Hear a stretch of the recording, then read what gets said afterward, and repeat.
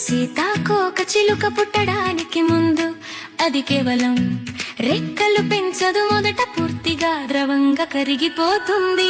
మనందరికీ తెలుసు క్యాటర్ పిల్లర్ సీతాకోక చిలుకగా మారుతుంది అని, కానీ ఆ గూడు లోపల నిజంగా ఏమి జరుగుతుందో చాలా మందికి తెలియదు. అసలు జరిగేది ఏమిటంటే, పురుగు తన చుట్టూ గూడు కట్టుకుని తన శరీరంలో నుంచి ప్రత్యేకమైన ఎంజైమ్స్ విడుదల చేస్తుంది. అవి దాని మొత్తం శరీరాన్ని కరిగించి ద్రవంగా మార్చేస్తాయి.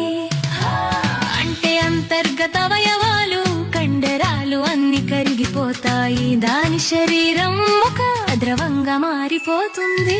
ఆ సమయంలో మాత్రం కొన్ని చిన్న ఇమాజినల్ డిస్క్ మాత్రమే జీవిస్తాయి. ఇవి చాలా ప్రత్యేకమైన కణాలు. వీటిలోనే కొత్త జీవి పుట్టే బ్లూ ప్రింట్ ఉంటుంది.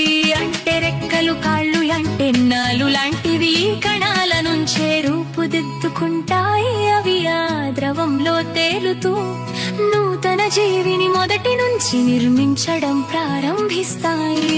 అలా పాత పురుగు చనిపోయి దాని స్థానం